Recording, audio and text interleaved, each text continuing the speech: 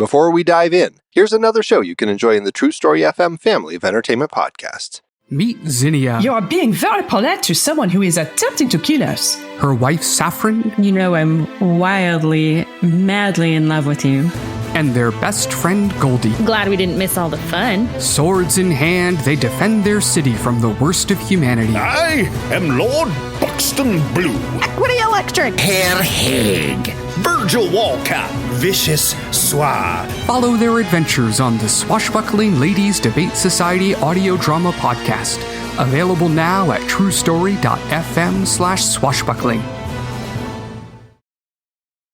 What's up, most excellent friends? It's Chrissy and Nathan from the Most Excellent 80s Movies podcast. It's a podcast where a filmmaker and a comedian And their most excellent guests adventure their way through the 80s movies we think we love or might have missed with our grown-up eyes to see how they hold up. Join us for delightful discussion, Rollicking recaps. ratings, and deep-cut recommendations. Plus, members get some extra fun chit-chat with the hosts after the show. Download the Most Excellent 80s Movies podcast today at truestory.fm. Or find it wherever the finest podcasts are stored. And do remember to keep the Most Excellent 80s Movies podcast motto in mind. Be excellent to each other and... Party on. Party on, dudes.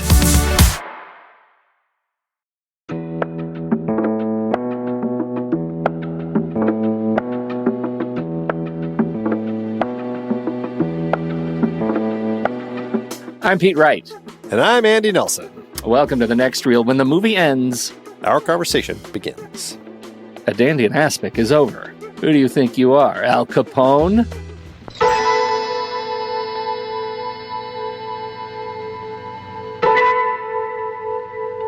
A Dandy in Aspic. A Dandy in Aspic stars Lawrence Harvey, Mia Farrow, Tom Courtney. The Dandy. A double agent with orders to track down and assassinate himself.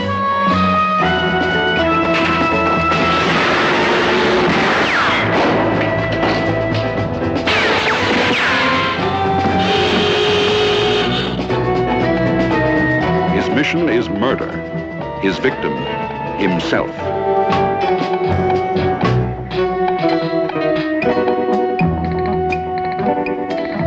A Dandy in Aspic in Panavision and Technicolor.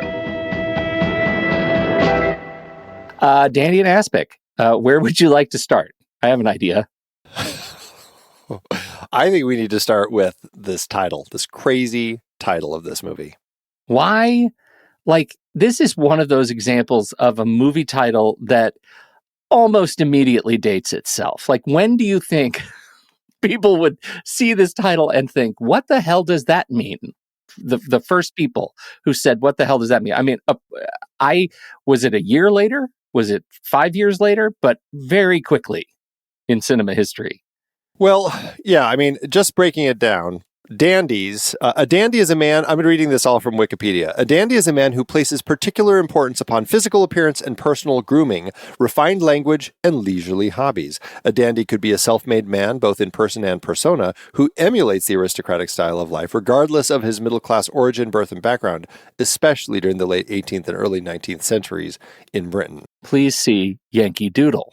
Yeah. Now there's British dandyism, there's French dandyism, and there's black dandyism, all according to Wikipedia. And often you have the types of people who become famous for being famous and celebrated based on nothing at all except for personal charm and social connections. So that's like the Golden Globes. So that's exactly what these are, right? And I think in the scope of our film, okay, you get Pierre Cardin to dress the star and the leading lady, and I guess that makes him a dandy. Yeah. Because he's a spy. It's not like he is not doing anything. You know, he's actually doing quite a bit of things, killing people. He's doing two things. And a lot of things. So that's the dandy part. Now, Aspic is a meat jelly. It's a... Aspic or meat jelly is a meat jelly. Just saying those two words together Like, who thought of this? Is a savory gelatin made with a meat stock or broth set in a mold to encase other ingredients. These often include pieces of meat, seafood, vegetable, or eggs. Aspic is also sometimes referred to as an aspic jelly. In its simplest form, aspic is essentially a gelatinous version of conventional soup. Now, that last part of all of this, it sounds disgusting, but at least the last part made me go, okay, if you just took soup and it just chilled and turned it to gel, I guess I can most easily picture that as something people would actually eat. I'm not saying I'd eat it, and I'm saying like all of this, especially if you go at Aspic on Wikipedia and just look at all these pictures, it is revolting. Now, I understand that there are people who probably still eat this. You know, kudos to you. All more power to you. It's just gross. It just looks like cold fat full of chunks of meat and vegetables like stuck in it is really what it looks like. It does. And if you do a search for like Google Images search of these things, you should, because it is delightfully creative what people do with their Aspic molds. There is one I happen to be looking at now, which somebody made an Aspic mold of SpaghettiOs. Wow. It's just, you just slice yourself a slice of SpaghettiOs. Yeah. It is, oh my God. I mean, it's really hard. It's got like a floret of hot dogs on the top of it. I don't even. They're Vienna sausages. Vienna sausage. You see it too. Yeah, You're I was there. looking at that one. Yeah. It's so incredible. So this is a type of food called a Schadenfreude, which is a French term meaning hot cold, meaning they prepare it hot and then serve it cold. Apparently, it came into prominence in America in the early 20th century, and by the 50s, meat aspic was a popular dinner staple, as were other gelatin-based dishes such as tomato aspic. Now, they've started doing, mostly it was meats that they would use in aspics, but they did start doing like fruit and vegetable flavored aspics. So eventually you could get some that looked a little more dessert-ish, where it's like a fruit mold, right? Where it just has like bananas and strawberries and peaches and stuff. And I imagine that might taste a little better than but they're these not other ones. still they're not using the meat fat gelatin anymore. No, I don't. For those, please. No. Yeah, I hope not. That's just Jell-O, right? It's pretty much just like Jell-O. It's like gelatin. Yeah, it's like a chilled gelatin. Yeah, that I think that you use. Like this one that I'm looking at, it's a Prosecco fruit salad aspic. It uses Prosecco wine, gelatin, and sugar to make the base, which actually sounds kind of tasty. Yeah. And then berries, oranges, and quince. Here's the thing. I love jelly beans. I love jelly beans. I love the gummies, right? Like all those like gummy candies I love. There is no reason I should not destroy the Prosecco fruit salad aspic. I don't like the name aspic anymore because I've seen what else you do with it with like pig feet. Yeah, right. What's interesting is aspic. There are 3 types of aspic, Pete. There is a delicate aspic, which is a very soft one. There's a sliceable aspic, which are mostly what we're looking at the pictures of, where you just cut a slice of it and eat it. And then there is actually an aspic that they make. It's not even one you can eat. It's an inedible aspic that you just make for decoration. What? And I'm just like, why are you even doing that then? Like, it's extra gross. It's like, I'm going to take this food and preserve it so that I can like hang it on the wall. Oh God. Oh my God. Did you find the shrimp tomato aspic? I haven't seen that you one guys, yet. Yeah. It has crab legs, like the claws coming out, like erupting from it, erupting out the middle of it, like it's a monster coming in through the annihilation hole. Wow. This is a terrifying thing that I'm watching right here.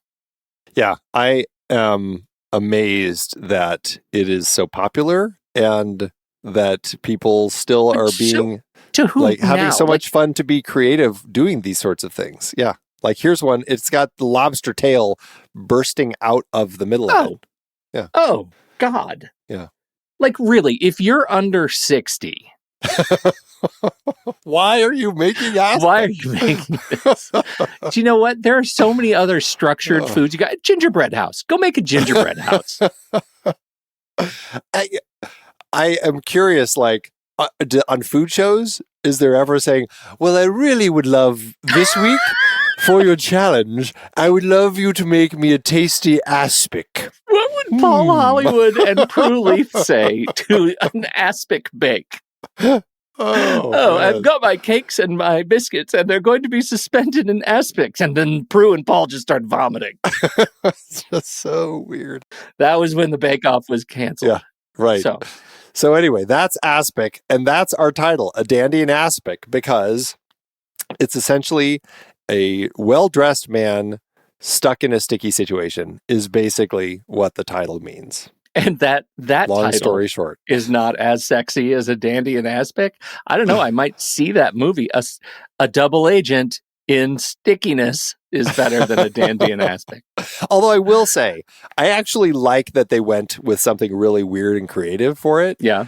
But at the same time, it doesn't sell the movie as, like, it sells it in a way where I feel like this is going to be like a spoof or something. Like, it just doesn't come across as something that's meant to be serious. But I mean, again, we're not in the period in Americana when aspic was taken seriously. Yes. Wait, just before we leave aspic, do you see in your rigorous research, was aspic are aspic dishes known anywhere else in the world, like the non-English speaking world? Oh, sweet Jesus. Yes, it's all over the place. Yeah. Seriously? Yeah. Yeah. Oh, yeah. Does it make you feel like we're the ones who are out of sync? Well, maybe, but here's the thing. It is very popular in Croatia, Serbia, Poland, Czech Republic, Romania, Moldova, Estonia, Latvia, Lithuania, Slovakia, Hungary, Greece, and Ukraine. You can certainly see a part of the world that is aspic crazy, right? It's like kind of that Eastern Europe. Maybe that ties into, East Berlin. Who knows? Also in crazy Russia, Belarus, Georgia, they have another thing that they do that's aspic-ish during Christmas and Easter. Yeah, and that's just that part of the world. It's also Korea, Nepal, and Denmark, Belgium, China, and Vietnam. They all have different types of aspics that's popular in culture. Wow. Yeah. I feel like we have just been left behind. Yeah. In fact, here's one in China. They use pig trotters, and it's called salted pork in jelly. Oh, I don't care. Like, is pig trotters better than dandy and aspic? A pork jelly is an aspic made from low-grade cuts of pig meat, such as trotters, that contain a significant proportion of connective tissue. It just gets worse and worse. Oh, wow. What, like, before you knew this was a movie, if I had introduced the concept of aspic to you and said, here's a dish called a dandy and aspic, what do you imagine it would actually be? Well, I would say, okay, it's a dandy, so it's going to be something that either looks like a dandelion, like yellow sorts of bursting color thing, or it's going to be fancy looking because a dandy wearing fancy clothes. I would say, okay, so I would have said, okay, it sounds like something that's a little more like a dessert.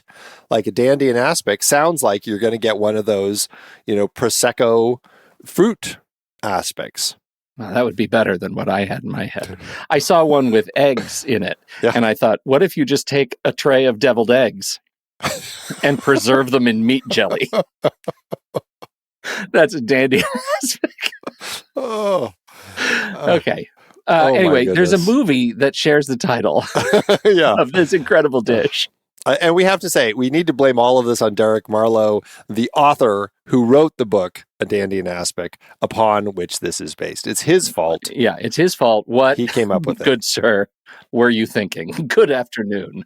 Well, it was his first novel. He didn't know what good titles were and just said, that sounds great. And maybe later he realized, maybe it wasn't. This entire course of discussion has made me so hot. Okay, so the movie then. Yes. What did you think of Let's pretend we didn't know anything about the food. What did you think of the film? It's an interesting film. I enjoyed a lot of elements of it. I enjoyed it felt like they were going for that the spy who came in from the cold, Jean Le Carré type of spy story, right? Mm-hmm. Like, you definitely get this sense that, okay, there's double agents, all these double crosses, and we're following our main character, who is an actual Russian operative working as a British spy. And so, like, there were interesting elements in the film, and I enjoyed all of those things. I enjoyed Lawrence Harvey. I enjoyed Tom Courtenay. I enjoyed the characters. I feel like by the time we're kind of digging into it a little bit, I felt like it was a little wandering, and I don't know if sloppy is the right word, but it just felt like the story wasn't as cohesive as I wanted it to be. I really struggled with everything involving Mia Farrow. I mean, she was enjoyable enough in the film as Mia Farrow goes, but I struggled with her accent, and I struggled with the point of her character. And then we get to the end, and I'm like, okay, I enjoyed like where we went with when we got to the end of the film, but I just felt like it just took a long time doing what they wanted it to do. Yeah, I'll give you the Mia Farrow point. That was, I think her character survives on raw performance charisma because she is pointless in the movie. I think just looking at her, she's just adorable, and she bounces around. She shows up whenever you don't expect her. And also she was kind of in the way of moving the plot forward. Well, yeah, she felt like, okay, we're introducing this woman into the story because we need somebody in here who Lawrence Harvey's character, Eberlin, or whatever his Russian name is, Krasnevin, is gonna, because she's always there. Like, she always shows up everywhere he goes, to the point where it's kind of ridiculous. And her weird bag carrying photo boyfriend, right, who she mostly just sends away. Yeah, that was strange.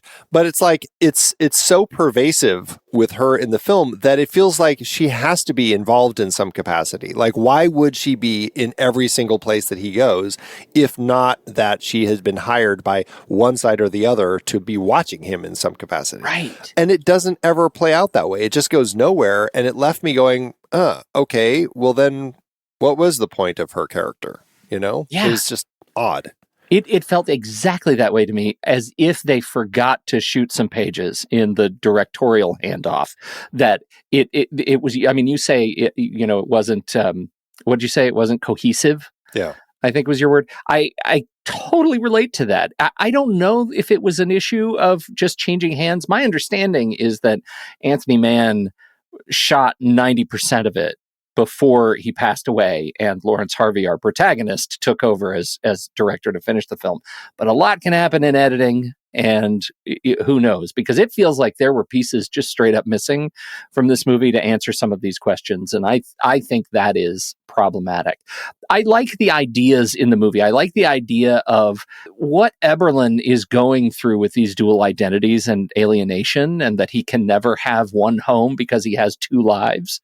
The whole paranoia and distrust motif, it's the Cold War, right? The setting is just begging for not trusting anybody. And that's our primary problem. Maybe that's why Mia Farrow is such a weird MacGuffin, that we just aren't supposed to trust her just because she's there, right? Like, that's, I don't know.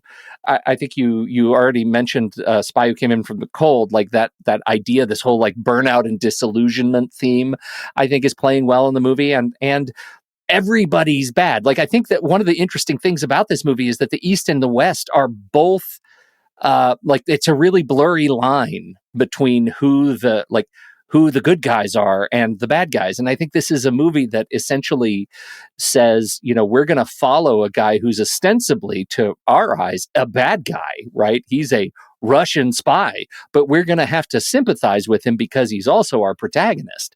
And that's a hard line to walk.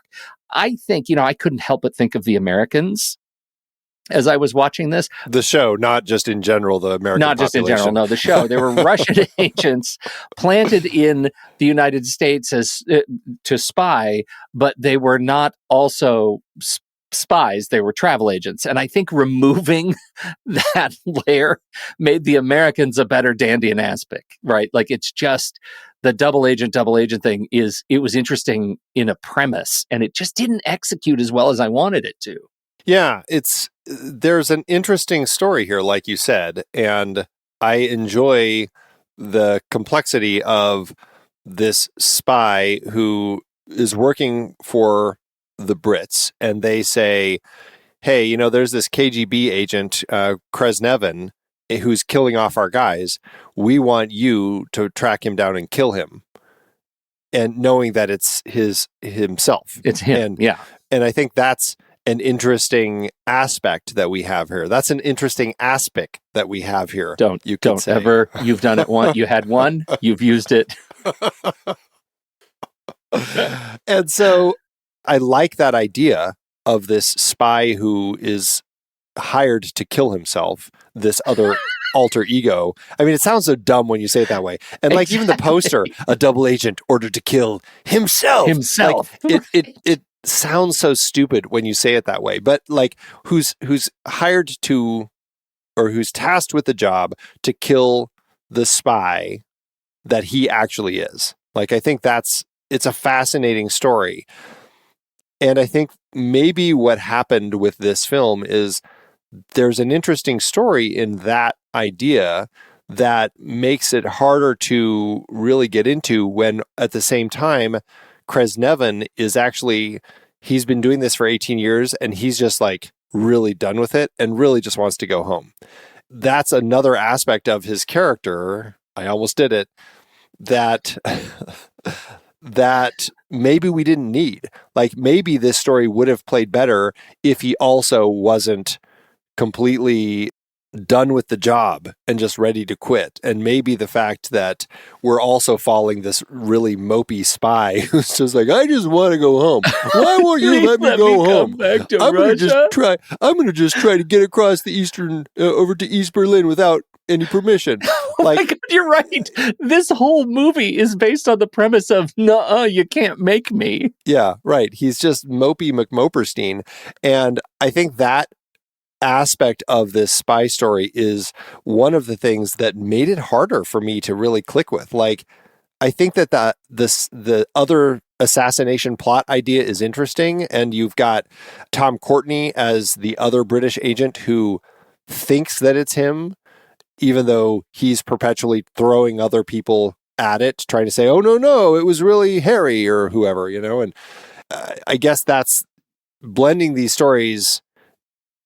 I think that it just made it a messier story that just didn't play as well, or maybe it wasn't written as well, or directed as well. It's so hard to say, but what we get just didn't work as well for me. I never felt the intensity of threat in this movie, which is kind of diabolical in a movie where the premise is what this movie's is. It should have been Hitchcock, right? This should have been a Hitchcock. It should have had like North by Northwest vibes, right? Like I could have gotten behind that. This was just more or less inert. And even the final moments, I did like Courtenay. I liked Courtenay a lot.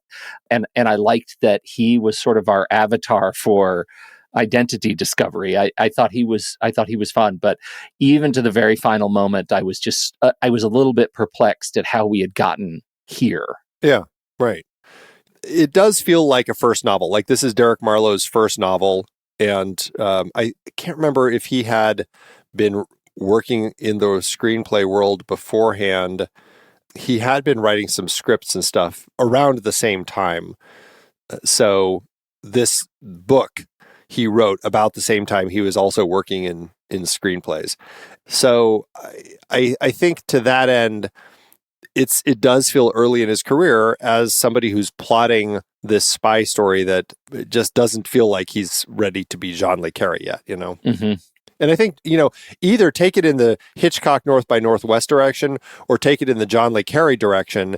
Either one of those, you could have really developed a strong story. As it is, it feels like it's not quite there. It doesn't have the pieces to actually deliver. Yeah. I'm going to go back to that maybe there were just too many layers of espionage, and the team behind adapting this wasn't able to really deliver the intensity, because there are so many great movies about this same concept, right? Spy versus spy, spy getting across a border, like, that are just done with so much more energy and kind of intellect and emotion and enthusiasm and threat. And this movie was just ended up feeling more inert. It's not a terrible movie, but it's not one I need to, go back to. We could probably just put this movie in Aspic. We could, and it would make a hell of a centerpiece. It's just a DVD of this movie. Did you? I mean, and this is a missed opportunity for this movie. I don't think anybody ate Aspic in this movie at all. Right. We never have anyone eating it. Not on a train, not on a plane. Okay. So you didn't, do we know? I mean, did you happen to look at what the book was, like what was left out of the book? The book is apparently so forgotten, perhaps also because of the title, that it doesn't even have its own Wikipedia page. Like, there's no way to, unless I went and bought a copy of the book, I found it very difficult to just get solid plot breakdowns of the book, So I don't know. I'm not sure how much they changed. I do know that Derek Marlowe, when it came to the film, he ended up saying that he really didn't like what Lawrence Harvey did in the film. He didn't work at all for him. And he said that once he took over as director, he felt that it really kind of fell apart after that. So again, I don't think he directed that much, but as you said, he still was in charge of the editing and everything. And so I didn't catch that many differences between the book and the movie either in what I read, except for the fact that Lawrence Harvey's portrayal of Eberlin in the film is described as stiffer and less dandy-like than the character in the book. They wanted the character in the book to be more, I guess, foppish somehow. That didn't come across. Oh, that doesn't come across at all. Like, that was one thing. Like, the only thing dandyish about Lawrence Harvey in the film is that he's wearing Pierre Cardin suits. Like, he's dressed nicely, but he's dour. He just seems like a, sad grump all the time who just wants to go home. And nothing about it seems like a personable guy. Like, even when he's out at restaurants and stuff, like that first place where Mia Farrow meets him, he's pretty much an ass to every single person there. Right? Like the old lady that's there, like he's not nice to anybody. And so I'm like, okay, this isn't a guy who is really drawing a crowd, his own following and everything, like you'd see with the dandy and everything. This is just not a person that you'd want to be around. And so that's definitely something that just doesn't come across at all. Yeah. Right.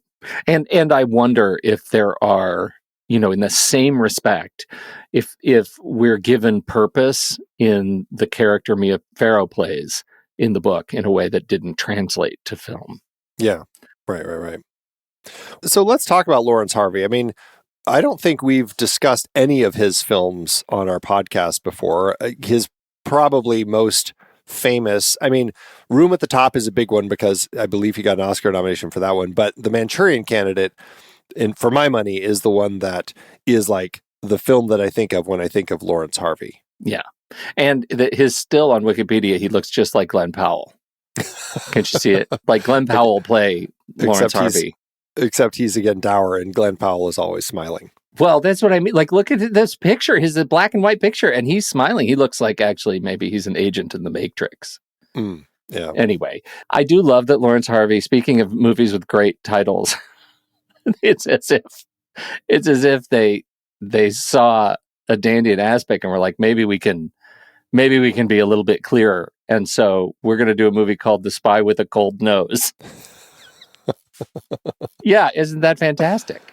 But that one is designed to be a comedy. And like, that's where you think like The Spy with a Cold Nose and then the sequel, A Dandy and Aspic. Like, yeah. it seems like they should be. You don't ever want to put your dandy in Aspic, Andy. Just like you don't want to have a cold nose when you're a spy. I haven't seen very much of what he's done except for this now and The Manchurian Candidate, but I think he's great. He's good at what he does. I really do enjoy watching him. Room at the Top is definitely one you should check out. It's a great film. And he was in, what was the other one that I was thinking of that he was in? Darling, John Schlesinger's film is another good one. He's just somebody I like. And it's funny because I've been thinking about him a lot lately because I just watched, to complete my Tony Scott filmography, I just watched Domino. Have you seen that one? Oh, yes. Did you know that, or did you remember that Domino, the bounty hunter, is Lawrence Harvey's daughter? What? That's like a big part of that story. No, I didn't know that. I didn't know that. She's Lawrence Harvey's daughter. What? Yeah, she died when he was 4. No, he died when she was 4. Then how was she in that movie? Yeah, he died in 1973, stomach cancer. He was a big drinker and smoker. Died in 73. She was only 4 years old, and she grew up to be a bounty hunter and ended up dying herself of a fentanyl overdose when she was 35, right before the movie came out. That was who played her? Was it Keira Knightley? God, that's crazy. I did not make that connection. Yeah. Well, you just didn't remember it because they did definitely talk about it quite a bit in the film. Yeah, but that's a clear way of putting it because I wasn't thinking about Lawrence Harvey. Yeah. And I didn't put Domino on that list. Yeah. Well, and it only, like, both of these films happened to fall into my life within the same week. So it was just like, I was definitely much more thinking about it than I normally would. Go, oh, it's that guy. Yeah, that Manchurian Candidate guy. Yeah. Why did Domino fall into your life this week? I was just trying to finish my Tony Scott filmography. Oh, that's right. You said so. Yeah. Tony Scott. Fascinating. Yeah. All right. Well, interesting. Go watch Domino. Might be better than this. I had a fun time with it. Critics might put them at the same level. It's a rough. I mean, it's a 5.9 on IMDb. It's if you're into what he's doing with it, it's pretty fun. I had a fun time with it. I definitely liked it. But back to this one. So Lawrence Harvey, the thing about him is, like, I actually think that he is a good choice to play the role. Like, I think he carries himself well. I like his look in the film. Like, he really gives me that vibe of, like, the spy who came in from the cold sort of vibe. Like, he seems like the John Le Carre worn down spy who's really trying to figure out how to get out of this life. Like, I enjoy him a lot in the story, but I just don't think that the script is delivering as much as it needs to make him work completely, you know? Yeah. And I couldn't help but feel like he's just, there's another universe where he gets Bond. Yeah, right. Right? Like, he could have pulled off Bond and been a really interesting sort of participant in that universe. And Bond in some portrayals is more of a dandy than he ever was in this movie. Oh, 100%. Yeah, absolutely. Looking at you, Roger. Which is interesting. And I guess we should also, and you kind of mentioned it already, but he did take over directing this film when Anthony Mann died part of the way through filming. And so he did helm. It's unclear how much he actually directed of the film. I couldn't find anything that specified. I saw one thing that said Anthony Mann directed for 2 weeks and then died. I saw something that said Lawrence Harvey came in and directed the last 2 weeks. So was it a 4-week shoot? Was it like 50-50? Was the time mixed up and nobody really has a clear sense? I don't know. All we know is that Anthony Mann started directing it. Lawrence Harvey came in and finished it and then handled it, the editing and everything. But you and I are close. I think I could tie break that vote because for me it was Anthony Mann shot most of the movie and Harvey came in the last 10% of shooting and then post. Yeah. Which is about 2 weeks. Yeah, I did see something that said Lawrence Harvey directed everything, like in that the car race location that we had toward the end of the film and some of Berlin, and that everything in London was Anthony Mann, and he did some of Berlin. So Interesting. Well, and a troublesome place for it to be. I want to go back to that question, though, of given that we know that the hands that guide this movie were changed pretty dramatically toward the end of filming, where do you see it in the film? Like, where do you see inconsistencies in the film? Where does the tone change for you? Well, I don't feel like I'm seeing tone changes. And again, I think that just is, I mean, I know Lawrence Harvey had directed other things, but I don't know if he's a director who I ever said has a stamp. You know, I mean, his directing is so limited that I just don't think that there's much to go on. Whereas Anthony Mann, I think as a director, I mean, probably most known for his noir films like T-Men and Raw Deal, and then also a lot of the Westerns that he ended up doing. Like, he did a lot of Westerns, and he became known for landscapes. Like, that was a big thing that Anthony Mann was really good at, is using landscapes, especially in the Westerns. And I think, you know, as somebody who is a big fan of location shooting, you definitely get that here. Like, we're in a lot of these locations filming Berlin and the racetrack and the airports and trains. And like, you get a sense that that was a big part of what he was bringing to the table. And also, he's a big fan of the anti-hero character. And you do see that, you can see his draw to Eberlin in this film is like, this is really this character who is cynical and wants to find peace by going home but can't, and so is you know, you can see that real anti-hero character here. And I think that's what I'm getting out of this film from Mann as a director. I don't know, like, I guess if anything, with the very end of the film, like, it must have been Lawrence Harvey's decision to shoot that final moment the way he did, with the kind of the Gaddis running Eberlin down, you know, and then the freeze frame and everything. And I'm guessing that's kind of like one of the things that he maybe contributed, but I don't know. I don't know if I can see any specific line in there. Yeah, I can't either. And a lot of the sort of review material that I was reading were like, oh, stylistic inconsistency and loss of directorial vision. And, you know, there was nothing really specific about, you know, the fact that the change led to something that we'd see on screen. And in fact, the film's troubled production likely contributed to its mixed reviews.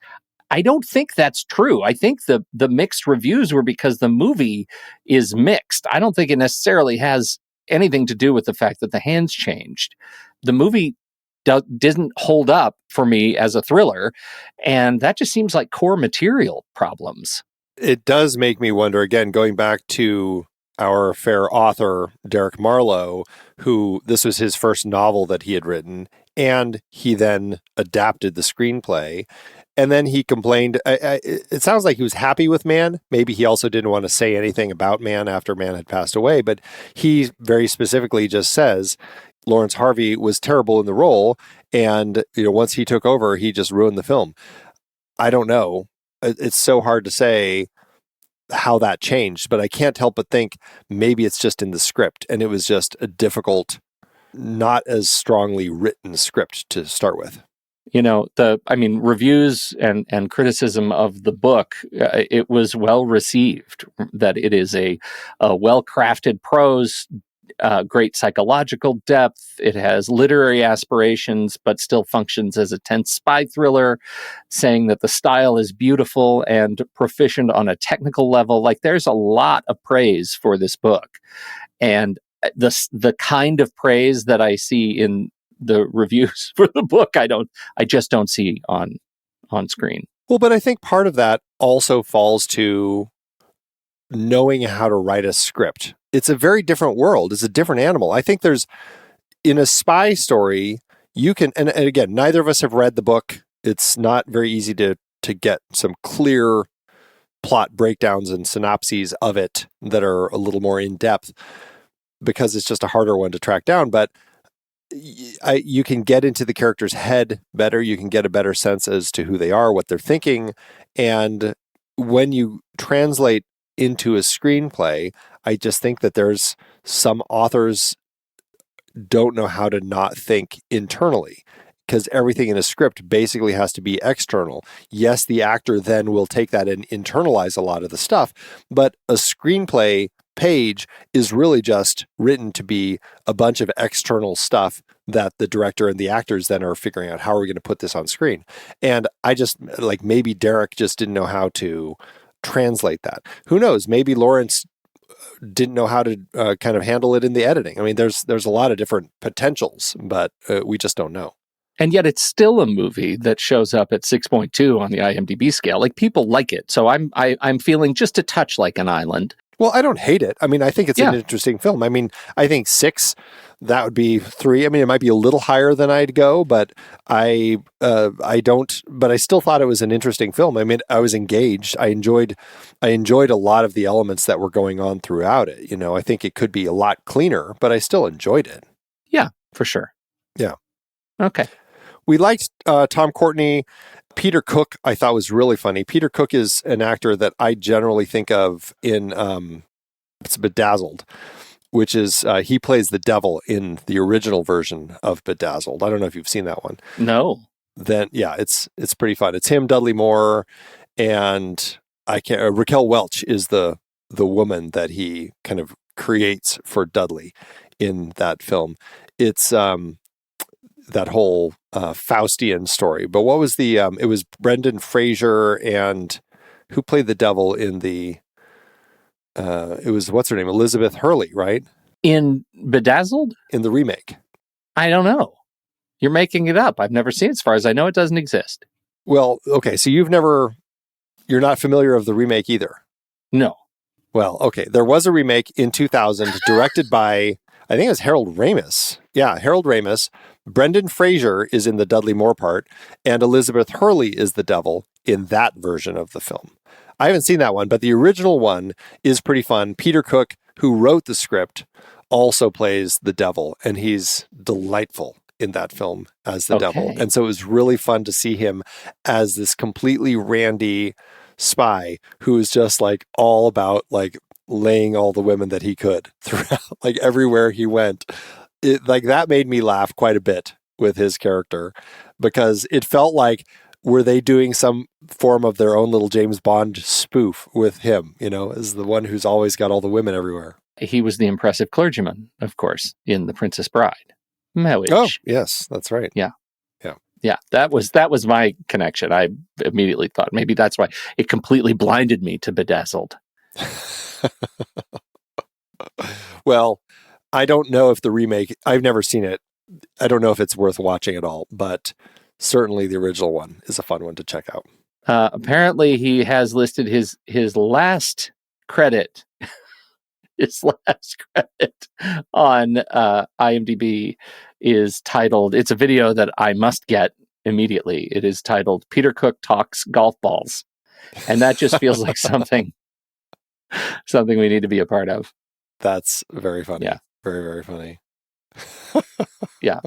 No, I like him. I like him a lot. And that's to, you know, generally the cast is fantastic. Have we mentioned Lionel Stander yet? No, and that was a funny one, because he's the Russian that won't let Eberlin come back. Seeing him, I mean, I think of his face in like the spaghetti westerns that he was in, like Once Upon a Time in the West, like that's where my head goes with him.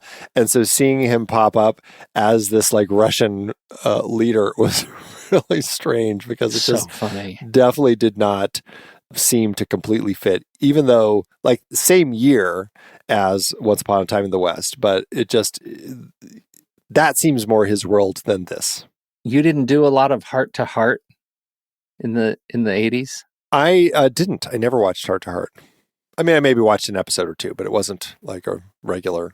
I have to imagine getting Lionel Stander as a regular on that show was an incredible coup for the showrunners. I mean, he's been around. I can't remember if we talked about him much, but like he was way back in the 1937 A Star Is Born. Yeah. Yeah. Yeah. Amazing. Yeah, that's a man who is a great face, and he has been around the block. Quite a career. Yeah. Yes, indeed. He's fun. Mia Farrow, did we talk much about Mia Farrow other than we just didn't like her much? Well, we didn't like the character of Caroline. Yeah. Right. And I think, that it doesn't say much about Mia Farrow. And this was in Mia Farrow's deeply adorable years, the adorable era of Mia Farrow. This was also in the era she was married to Frank Sinatra, and this production went over schedule-wise, and apparently Frank Sinatra was so pissed that she wasn't coming home right away that he was calling every day to the production demanding that they let her leave. Every single day. Shortly after this, she got divorced from Frank Sinatra. I think there was a lot of his behavior. I mean, she was young. He was 30 years older than her. I think there was a lot of reasons that she's just like, I'm done. I'm done with this. But then did she go directly from him to Woody? No, Andre Previn. Oh, right. Yeah. Of course. Yeah. And it wasn't Andre direct. Previn. It was several years before. Yeah. Yeah. I just got to say, going back to these stories of people and their relationships, Lawrence Harvey, he had several wives. His first wife for a few years, then Joan Perry, and then Pauline Stone. He married her right before, like a year before he died. He had Domino with his last wife while he was still married to his second wife. What? Yeah. 2 years before they get divorced, he has a child with another woman. Oh my God. There is just such a thing in my head. I cannot imagine having the kind of time to have those kinds of relationships. Oh my gosh. Yeah. Two last things I want to talk about. One is the title sequence, which is actually, I really enjoyed. It reminded me of the game because, again, the teaser trailer for the game where it is a marionette puppet on its strings and it's just being shaken and moved around in more violent ways until it essentially dies. Like, that was a fantastic title sequence. What did you think of that? Oh, I loved it. I thought it was really great and it's really of the era. Like, it just feels like, here's something we're going to do that's kind of weird and 60s. And they didn't even know it because it was the 60s.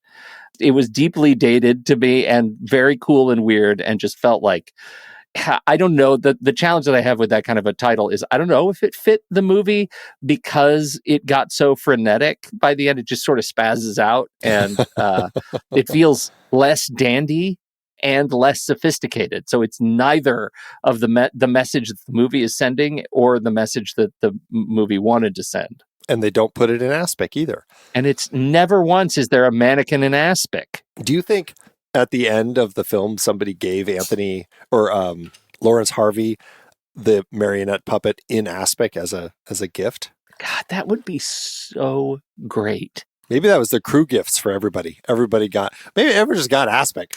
Pork foot Aspic. And remember The Office when Jim puts the stapler in Aspic? Yes. Crazy. An Aspic mold.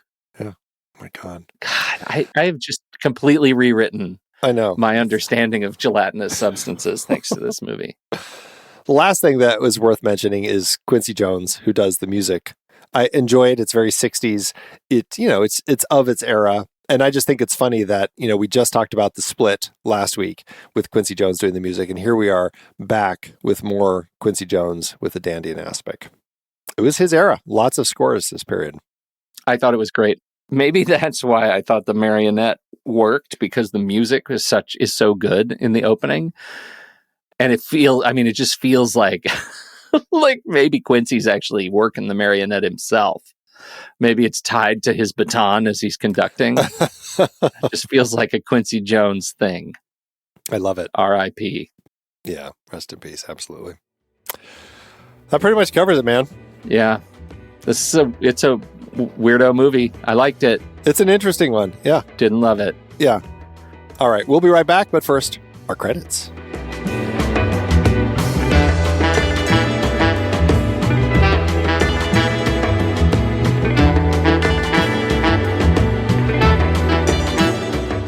The Next Reel is a production of True Story FM, engineering by Andy Nelson, music by Ilyona Harpaz, Sandy Pierce, Benjamin Esterly, Oriel Novella, and Eli Catlin.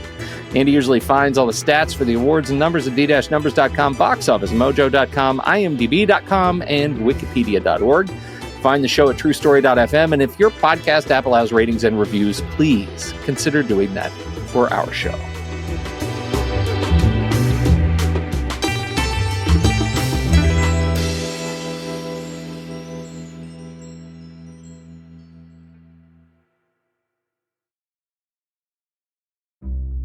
Feeling trapped in the gelatinous prison of indecision about what to watch next? Stuck in the goo of endless scrolling through streaming services? Well, darling, let me tell you about Letterboxd, the only social platform suave enough for a dandy, yet sticky enough to catch all your movie thoughts. Have you ever considered that you might be leading a double life, pretending you've seen Citizen Kane when really you haven't? With Letterboxd, you can track every film you've actually watched, create lists of what you'd like to see, and follow other cinema sophisticates who share your impeccable taste. Don't let your movie memories get preserved in the gelatin of the forgotten. Join the most elegant film diary service this side of the Iron Curtain. Rate films, write witty reviews, and discover new favorites, all while maintaining that perfect dandy facade. And speaking of being trapped, break free from full price. Use code NEXTREEL at checkout for 20% off Letterboxd Pro. No more ads, new ways to customize your profile, better stats. That's right, darling. Even a double agent can appreciate that sort of good discount. Letterboxd, because every dandy needs a cover, and every film lover needs a home. Visit thenextreel.com/letterboxd and join today.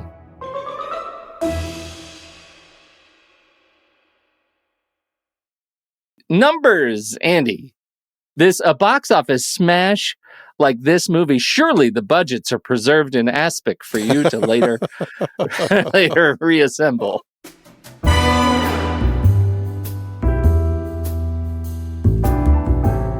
I think more Hollywood accountants need to preserve these things in Aspic. Just the Paramount vault is just shelf after shelf of budgets in Jell-O molds. Unfortunately, this was a real tough one, man. All I could find for Mann's last and final film was that it opened April 2nd, 1968, here in the States, and then 2 days later in London. Outside of that, there is nothing on how much it cost or how well it did, unfortunately. Crazy. Yeah. Do you remember the days when we talked about movies that you could get data on? Yeah, I know. I feel like it wasn't that long ago, yet at the same time, it seems like it was forever. Forever. Well, I'm glad we watched this movie. I'm glad we got it on the list, and you just had an awakening. What happened? I just remembered there was a whole thing that I wanted to talk to you about, and I'm surprised that you didn't bring it up. Okay. We end this film at a car race, and you're a big car race guy. There's a person who really was into the car race information who provided some information on IMDb's trivia page. The motor race featured toward the end of the movie runs on the then Automobilverkehrs- und Übungsstraße, AVUS, in Berlin. The course principally consisted of public roads capped toward the north by the, quote, wall of death, a turn paved with bricks and banks at 43 degrees. Drivers were advised to quite literally stay in their lane whilst on that banking. Note the absence of any guardrail or safety barrier. The course last hosted a Formula One race in 1959, and that banked turn was dismantled in 1967. No race has been held at AVUS since 1998. That circuit is bananas. Do you see the shape of it? I didn't look at the actual image. So why it's okay for a race track, it's fun for drivers, this kind of a track, because it's basically two long straightaways with a very tight curve at both ends, tighter at one end than the other, and there is a giant conical control tower in the middle of the bigger end. And so racers just get to go all out twice, which makes it extraordinarily dangerous on every lap because they don't always slow down to appropriate cornering speeds. That's what makes it so dangerous at F1 in particular, and why it didn't become a staple course in the circuit. There are others that are better, but now apparently you can go eat in that conical control tower. It's a restaurant. Oh, look at that. Yeah. Wow. So, well, I mean, you can see images online of that 43-degree angle curve at the end, and that's insane. Like, that is insane. Steep curve. Yeah. I mean, it's almost half of 90 degrees. Just picture that, and that's how steep it is. It's almost half. You're right, almost half. Mathematically, almost half. All right. Well, it was an interesting movie. I'm glad I watched it. I'm glad I have it in my oeuvre of things that I've watched and that we've discussed. So thanks for putting it on the list, Pete. Me too. Hey, I'm glad to do you a service. All right. We'll be right back for our ratings, but first here's the trailer for next week's movie, kicking off our return to our spoiled, rotten, twist endings series. We are looking at Wolfgang Petersen's 1991 film, Shattered.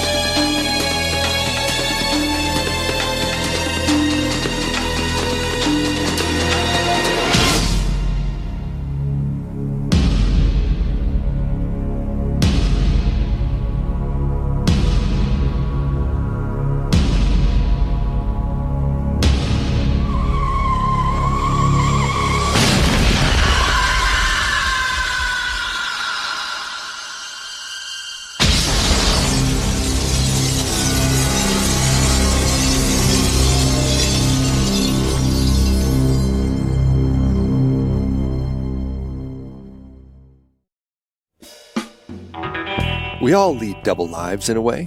There's the face we show to the world, and then there's the truth we keep hidden, buried deep within ourselves. It's a delicate balance, a tightrope walk between who we pretend to be and who we really are. I should know. As a member of the next reel, I've been living a double life for years. On the surface, I'm just another film enthusiast, discussing movies with a passion that borders on obsession. But beneath that facade, there's a deeper truth, a secret mission that drives everything I do. You see, the next reel isn't just a community of film lovers. Oh no. It's a covert operation, a cinematic spy network dedicated to uncovering the hidden meanings and secret messages embedded in every frame of film. Our agents are scattered across the globe, each one a master of deception, a chameleon who can blend in with any crowd. They analyze movies with the skill of a seasoned operative, dissecting plot twists and character arcs like a codebreaker cracking an enemy cipher. But there's a catch. In order to maintain our cover, we have to keep our true identities hidden, even from each other. We communicate through coded messages, using the language of film to pass secrets back and forth, always staying one step ahead of those who would seek to expose us. It's a dangerous game, but it's one that we're willing to play, because the stakes are high and the rewards are immeasurable. By joining the next reel, you too can become a part of this secret world, a double agent in the service of cinema. For just $5 a month or $55 a year, you can gain access to our network of spies, our library of classified films, and our archive of covert analysis. You'll receive ad-free episodes and extended editions that go deeper than any civilian could ever imagine. But be warned, once you join us, you'll have to learn to live a double life, to keep your true identity hidden from even your closest friends and family. You'll have to become a master of deception, a chameleon who can adapt to any situation. It's a challenging life, but it's one that's filled with excitement, intrigue, and the thrill of the chase. And in the end, isn't that what we all crave? A chance to be something more than what we seem? To live a life that's filled with purpose and meaning? So if you're ready to take the plunge, if you're ready to join the ranks of the next reel's cinematic spies, then head over to truestory.fm/join and sign up today. But remember, once you're in, you'll have to live the double life, always keeping one eye on the shadows, never knowing who you can trust. Are you ready to become a spy in the service of cinema? Then join us and let the games begin.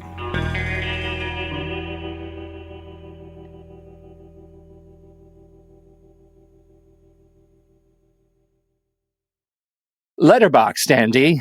Letterboxd. Now this is always one of those interesting dances. The dance of stars and hearts. This one, it's not a slam dunk 5-star. It's not even a banger of a 4-star. It's possibly even less. What are you going to do?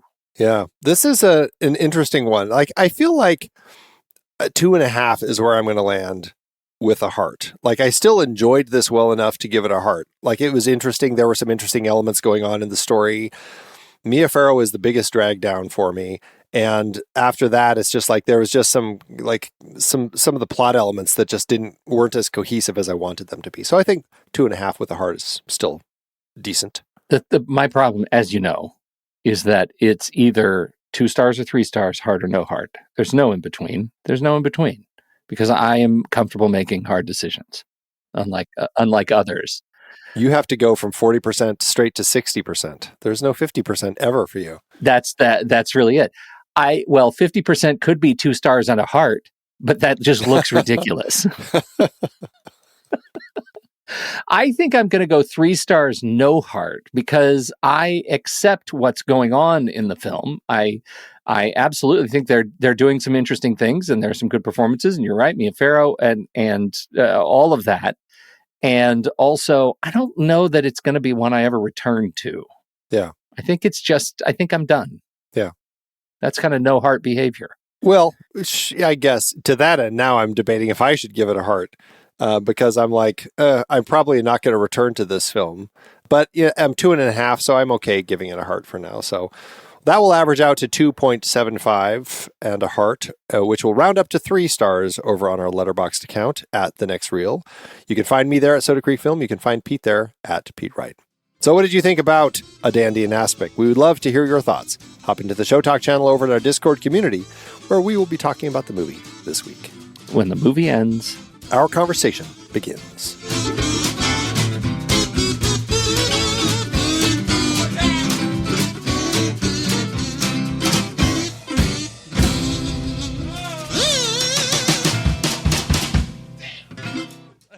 Letterboxd giveth, Andrew. As Letterboxd always doeth. Oh, my goodness.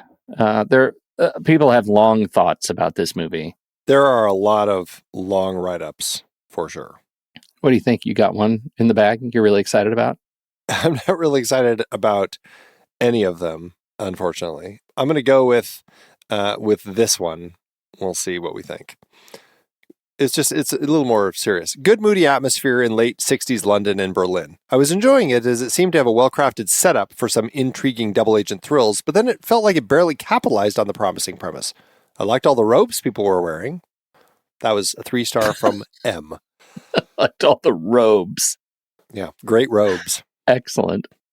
Well, I've got a 3-star from Chris who says, for a movie with Dandy in the title starring a gay actor whose character gets called sexless multiple times, this was disappointingly heterosexual. No offense to Mia Farrow, of course.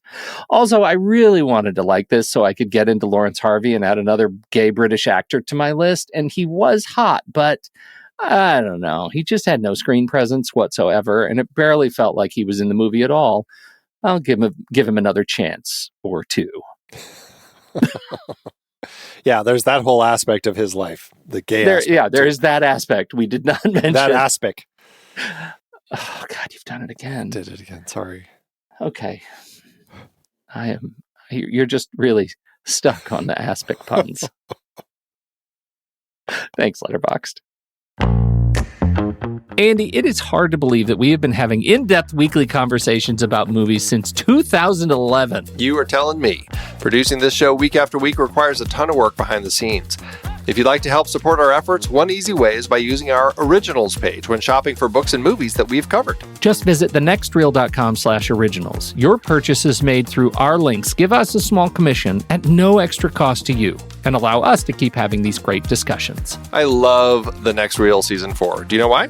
I don't. Why? Because we got to talk about my favorite movie, Terry Gilliam's Brazil. That's not even an adaptation. No, but it was such a great part of our great Terry Gilliam series. And a few others in that series were adaptations, like The Adventures of Baron Munchausen, adapted from Raspi's stories, and La Jetée, which inspired 12 Monkeys. Oh, right. And for our Man with No Name trilogy, we saw how Sergio Leone's A Fistful of Dollars was basically stolen from Kurosawa's Yojimbo. We added Labor Day to our Jason Reitman series, adapted from Joyce Maynard's novel. Oof, there's one we'll always regret. Our big Stephen King series covered adaptations like The Shining, Cujo, Christine, and Stand By Me, great horror and coming-of-age tales. Another Coen Brothers adaptation, too.